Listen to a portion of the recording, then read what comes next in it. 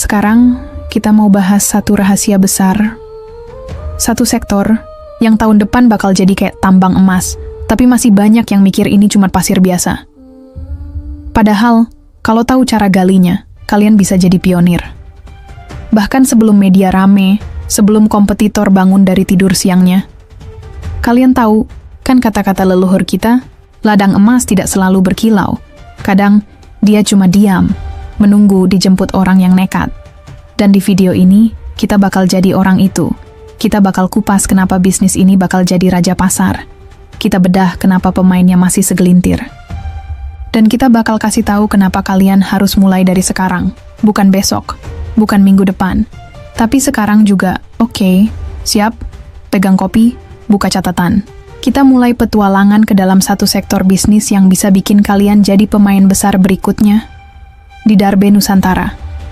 Tempat di mana usaha jadi warisan. Oke, kita mulai masuk ke bagian yang serius tapi tetap gurih. Kalian pasti sering dengar kata-kata ini. Indonesia itu negara kaya, sumber daya melimpah, pasar besar, penduduk banyak. Iya, betul banget. Tapi, pertanyaannya, kenapa masih banyak rakyat yang jualan nasi uduk di pagi hari, siangnya kerja ojol, malamnya nyari konten viral biar bisa dapat AdSense? Karena satu hal yang jarang dibahas, kita nggak kekurangan peluang. Kita cuma sering salah melihat peluang. Sekarang kita bahas bisnis yang akan menguasai Indonesia di tahun depan. Tapi lucunya, masih sepi pemain. Bisnis yang dimaksud ini adalah gabungan dari 3 elemen maut, kebutuhan dasar, pola konsumsi modern, dan shifting kebiasaan masyarakat pasca pandemi. Kombinasi ini nggak bisa dianggap remeh. Bahkan, menurut data dari Bank Indonesia dan laporan riset Kata Data, sektor ini mengalami lonjakan minat, tapi sayangnya belum diikuti oleh lonjakan pelaku usaha. Alias, yang beli udah banyak, tapi yang jual masih itu-itu aja. Bisnisnya adalah makanan siap saji lokal berbasis teknologi distribusi dan branding digital. Sekilas kedengeran kayak, oh, jualan frozen food ya? Eits, jangan salah. Ini lebih dari sekadar jualan nugget rebus. Ini adalah hybrid bisnis yang memadukan kebutuhan pangan pokok, pengemasan modern, distribusi daring, dan personalisasi branding. Kenapa ini besar? Karena Indonesia adalah negara yang masyarakatnya makin malas masak, tapi makin rewel soal rasa dan kualitas. Laporan Nielsen menunjukkan mayoritas warga urban Indonesia menghabiskan lebih dari separuh pengeluaran bulanan hanya untuk makanan. Tapi bukan sembarang makanan. Mereka cari yang praktis, bersih, halal, dan bisa dikirim cepat. Dan disinilah tragedinya dimulai. Pemain lokal yang menyentuh sektor ini masih sedikit. Kita kebanyakan sibuk jualan sambal di WhatsApp grup keluarga. Padahal permintaan di marketplace makanan sehat, olahan, dan siap saji terus naik gila-gilaan. Contohnya aja, di Tokopedia, pencarian untuk kata bakso kemasan, ayam marinasi, dan ikan frozen naik signifikan sejak 2 tahun terakhir. Tapi ketika kita lihat penjualnya, masih didominasi brand luar atau pemain besar. Padahal, Indonesia punya peternak sendiri, punya nelayan sendiri, punya petani sendiri, tapi yang ambil untung besar, justru yang ngerti digitalisasi dan brand positioning, bukan yang produksi. Ironis ya? Coba kita tarik garis merah ke belakang. Sejak pandemi, tren makan di rumah naik drastis. Orang makin sadar kesehatan, makin picky soal bahan makanan, dan makin males repot. Ini bukan tren musiman. Ini pergeseran gaya hidup. McKinsey bahkan bilang, dalam beberapa tahun ke depan, masyarakat menengah di Asia Tenggara bakal lebih banyak menghabiskan uang untuk makanan siap konsumsi daripada makanan bahan mentah. Artinya, yang jual bahan mentah akan ketinggalan. Yang jual produk akhir dengan solusi cepat. Menang telak. Nah, sekarang kita masuk ke penyebab. Kenapa peluang ini masih sepi peminat? Pertama, mindset. Kebanyakan pelaku UMKM masih berpikir, yang penting produksi dulu, jualan nanti. Padahal sekarang tuh, yang penting branding dulu, positioning dulu, distribusi digital dulu, baru produksi sambil jalan. Kedua, akses ke teknologi pengemasan. Masih banyak yang berpikir kalau ngemas makanan siap saji itu harus pakai mesin mahal dan ribet. Padahal sekarang udah banyak jasa vakum packaging murah, label custom, sampai platform dropship makanan. Ketiga, rendahnya kesadaran tentang kekuatan distribusi digital. Kita ini sering terlalu fokus jualan offline. Ngarep orang lewat depan toko. Padahal ribuan calon pembeli udah ada di TikTok Shop, Shopee, Tokopedia, dan Instagram Marketplace. Dan jangan salah, ini bukan cuma soal makanan aja ya. Ini menyentuh rantai ekonomi dasar yang seharusnya dikuasai oleh anak bangsa sendiri. Kalau kita biarin sektor ini dikuasai oleh pemodal besar atau pemain asing yang ngerti digital, maka kita akan jadi konsumen selamanya. Yang kaya tetap mereka, yang produksi tetap kita. Tapi cuma dapat remah-remah dari rantai pasok. Sektor ini sebenarnya punya potensi luar biasa untuk menyerap tenaga kerja, menggerakkan UMKM kecil, memperkuat koperasi, sampai membuka jalan ekspor. Dan disinilah Darbe, Nusantara selalu berteriak keras dari menara-menara konten. Jangan tunggu kaya dulu buat mulai bisnis besar. Mulailah dari bisnis besar yang masih sepi. Contoh nyatanya udah banyak. Dan kita akan bahas itu di bagian studi kasus nanti. Tapi sebelum itu, kita perlu tahu satu hal lagi. Pemerintah udah mulai ngarahin strategi ekonomi ke ketahanan pangan berbasis digital. Buktinya? Banyak. Dari program Gerakan Nasional Bangga Buatan Indonesia, digitalisasi koperasi oleh Kemenkop, sampai insentif buat industri olahan makanan lokal. Jadi, kalau sekarang kalian masih ragu buat masuk ke bisnis makanan olahan, siap saji dengan sistem distribusi digital, maka kalian udah satu langkah tertinggal. Nah, daripada cuman ngeluh, kenapa bisnis gua gitu-gitu aja? Mending kita siapin diri buat jadi yang pertama menancapkan bendera di wilayah kosong ini. Karena dalam dunia bisnis, siapa yang datang lebih awal, dia yang punya tanah. Yang telat, cuma bisa nyewa.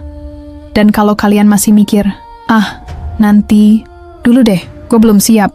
Ingat kata leluhur, air yang diam terlalu lama akhirnya busuk. Tapi air yang mengalir, meski kecil, akan sampai ke laut. Sektor ini butuh pemain baru, butuh pelopor, butuh kita, dan ingat, peluang yang sepi bukan berarti nggak ada duitnya. Justru karena sepi, marginnya masih gendut. Kalau udah rame, siap-siap berantem harga. Jadi, siap-siap. Karena di bagian berikutnya, kita bakal kupas habis solusi praktis untuk mulai masuk ke sektor ini. Langkah demi langkah. Dari modal, strategi, hingga kesalahan yang wajib dihindari. Di Darbe Nusantara, tempat di mana usaha kita bukan cuma untuk hidup, tapi untuk menghidupi banyak orang. Sekarang, kita akan ngomongin strategi jitu yang bisa langsung kalian aplikasikan untuk menyasar pasar bisnis makanan siap saji dengan distribusi digital yang sudah terbuka lebar ini. Ini bukan teori kosong, ya. Ini langkah konkret yang udah diuji dan dibuktikan bisa bikin bisnis kalian mulai dari tahu jadi untung. Jadi siap-siap ya, kita bakal kupas habis. Langkah pertama, pahami siapa pelangganmu. Sebelum kalian mikir soal strategi pemasaran, kemasan, atau produk, kalian perlu tahu siapa yang bakal beli produk kalian. Di sini, kita nggak bicara soal segmen pasar umum. Jangan cuma mikir orang-orang yang makan bakso di warung atau ayam goreng di pasar. No. Sekarang kita harus mikir target yang lebih cerdas dan lebih spesifik. Jadi, coba jawab pertanyaan ini. Siapa yang beli makanan siap saji dari kalian? Pekerja kantoran yang nggak sempat masak? Moms yang mau kasih makan anaknya tapi nggak punya waktu? Atau mungkin anak muda yang lagi diet tapi malas masak sendiri? Kalian harus tahu jawabannya. Ini bakal jadi fondasi dari branding kalian.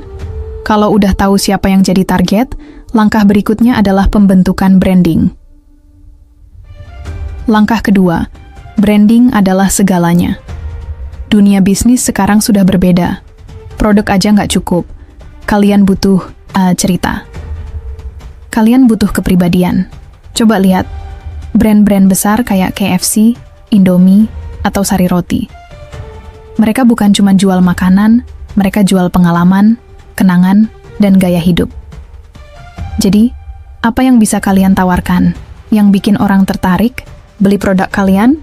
Misalnya, kalian bisa menawarkan produk yang lebih sehat, lebih praktis, lebih ramah lingkungan, atau bahkan lebih autentik dengan sentuhan lokal yang kental. Dengan begitu, pelanggan nggak cuma beli produk kalian, tapi mereka juga beli nilai yang kalian tawarkan. Untuk hal ini, kalian bisa manfaatin platform digital yang sudah ada, seperti Instagram, TikTok, dan Facebook. Jadi, jangan cuma upload foto produk tanpa cerita. Ceritakan kenapa produk kalian istimewa. Langkah ketiga, pemasaran digital dan distribusi. Sekarang ini, kalau kalian belum mengerti gimana caranya produk bisa sampai ke pelanggan secara digital, selamat datang di zaman batu. Jangan kaget kalau bisnis kalian cuma berjalan di tempat. Pemasaran digital itu bukan cuma soal posting yang keren-keren, tapi lebih dari itu. Di era sekarang, kalian butuh sistem distribusi yang efisien dan pemasaran yang tepat sasaran. Pemasaran di sini nggak hanya soal membuat ads di Google atau Facebook, tapi juga membuat kehadiran digital yang kuat. Di Instagram atau TikTok, kalian bisa main dengan influencer mikro yang punya audiens yang lebih terfokus dan loyal. Kalau kalian punya budget lebih, kalian bisa kerjasama dengan influencer besar. Tapi ingat, konten harus tetap relatable, jangan sampai malah kelihatan dipaksakan. Untuk distribusi, kalian nggak harus punya gudang besar. Kalian bisa mulai dengan sistem pre-order untuk menghindari kerugian dan mengelola stok dengan lebih baik. Kalian juga bisa pakai platform e-commerce seperti Tokopedia, Bukalapak, atau Shopee. Ini semua bisa mempermudah kalian untuk menjangkau pasar yang lebih luas tanpa perlu punya infrastruktur yang besar. Langkah keempat, teknologi kemasan dan pengiriman. Sekarang ini, teknologi pengemasan bisa jadi game changer. Kalian nggak perlu punya mesin pengemas yang mahal. Banyak jasa yang menawarkan kemasan food grade yang terjangkau dan efektif. Jangan lupa, kemasan adalah wajah dari produk kalian.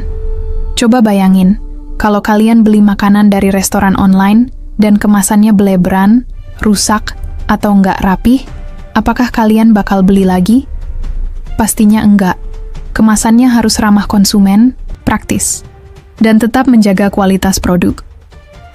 Untuk pengiriman, kalau kalian masih pakai kurir yang itu-itu aja, sudah saatnya beralih ke jasa pengiriman yang lebih reliable. Banyak perusahaan logistik sekarang yang menawarkan layanan khusus untuk produk makanan dengan suhu tertentu, seperti frozen food atau produk segar. Langkah kelima, modal dan perhitungan finansial. Bicara soal modal, kita nggak mau bikin kalian bimbang dan takut. Modal yang dibutuhkan untuk bisnis ini sebenarnya nggak terlalu besar kok. Pertama, kalian butuh modal untuk produksi awal. Tergantung jenis produk, tapi biasanya kalian cuma butuh untuk bahan baku, peralatan dasar, dan pengemasan. Kedua, kalian butuh modal untuk pemasaran digital. Ini bisa mulai dari budget kecil dulu, tapi penting untuk bisa terukur. Satu hal yang perlu kalian ingat, investasi pemasaran digital itu bukan biaya, tapi pengeluaran yang menghasilkan. Ketiga, kalian butuh modal untuk distribusi. Pakai sistem pre-order bisa sangat membantu, karena kalian nggak perlu memproduksi banyak barang sebelum ada yang pesan. Kalau produk kalian cukup unik dan punya branding yang kuat, biasanya produk akan laku dengan cepat. Pastikan juga untuk punya cadangan kas buat keperluan darurat, seperti kerusakan kemasan atau pengiriman yang terlambat. Berapa estimasi waktu untuk mulai untung? Biasanya, kalau kalian bisa memulai dengan modal kecil dan bisa menjaga brand image serta jangkauan pasar, kalian bisa mulai break even dalam waktu 3 hingga 5 bulan.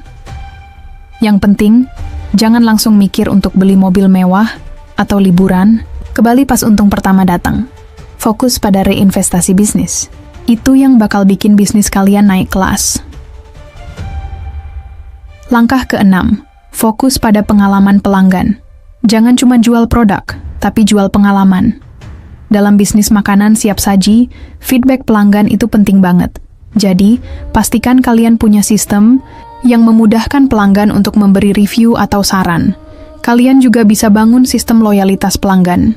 Misalnya, kalian bisa bikin sistem membership untuk pelanggan yang sering beli. Atau kasih diskon buat mereka yang share produk kalian di media sosial. Dengan cara itu, kalian nggak hanya jualan sekali, tapi bisa membangun customer base yang loyal. Nah, itu dia beberapa langkah yang bisa langsung kalian aplikasikan untuk mulai meraih sukses di bisnis makanan siap saji yang masih sepi pemainnya ini. Jadi, ingat ya, jangan tunggu lebih lama lagi, mulai aja dulu. Peluangnya besar, dan kalau kalian datang duluan, pasti kalian bisa jadi pemain utama. Di Darbe Nusantara, kita nggak cuman ngomongin teori, kita bikin aksi. Jadi, siap-siap, kita bakal bahas studi kasus yang bakal bikin kalian semakin yakin bahwa peluang ini beneran nyata dan bisa dijalankan. Jangan kemana-mana dulu ya. Sekarang, mari kita lihat contoh nyata tentang bagaimana konsep-konsep tadi bisa langsung diterapkan oleh pengusaha pemula dan UMKM yang akhirnya bisa mengepakkan sayapnya dan jadi sukses besar. Salah satu studi, kasus yang paling menarik datang dari sebuah bisnis makanan yang dimulai dengan modal terbatas. Bahkan dari dapur rumah, bisnis ini berkembang pesat berkat penerapan strategi yang tepat, terutama dalam hal pemasaran digital dan branding yang kuat. Contoh kasus, Bakso Pedas 99. Dari dapur rumah ke layanan antar makanan online. Dulu, mereka hanya menjual bakso pedas secara kecil-kecilan di pasar lokal. Semua orang tahu bakso mereka enak, tapi mereka punya masalah besar. Bagaimana caranya supaya lebih banyak orang tahu tentang bakso mereka yang terkenal pedas itu? Awalnya, mereka cuma mengandalkan penjualan langsung ke pelanggan di pasar lokal. Namun, omset yang mereka peroleh masih terbatas. Nah, di sini, salah satu keputusan paling penting mereka adalah membawa bisnis mereka ke dunia digital. Mereka mulai menggunakan Instagram dan Facebook sebagai platform pemasaran utama. Langkah pertama mereka adalah branding. Dengan menggunakan strategi pemasaran visual yang menarik, mereka membuat akun Instagram yang penuh dengan foto-foto produk yang menggugah selera. Mereka nggak cuma post foto bakso biasa, tetapi mereka juga menceritakan kisah di balik bakso pedas yang mereka jual. Misalnya, mereka memanfaatkan testimonial dari pelanggan yang sudah merasakan sensasi pedasnya. Mereka juga mulai memberikan diskon khusus bagi pelanggan yang men-tag teman-temannya di media sosial. Sistem ini terbukti efektif karena orang cenderung lebih percaya pada rekomendasi teman daripada sekadar iklan. Ini adalah langkah yang tepat dalam memperluas jaringan pelanggan. Langkah kedua adalah distribusi yang lebih efisien. Awalnya, mereka hanya melayani pembelian di toko fisik. Namun, dengan meningkatnya permintaan, mereka mulai menyediakan layanan pesan antar melalui aplikasi food delivery seperti GoFood dan GrabFood. Mereka juga memanfaatkan platform e-commerce untuk menjual produk frozen food mereka. Jadi, mereka nggak hanya menjual di kota asal, tapi mulai menargetkan kota-kota besar lain di Indonesia.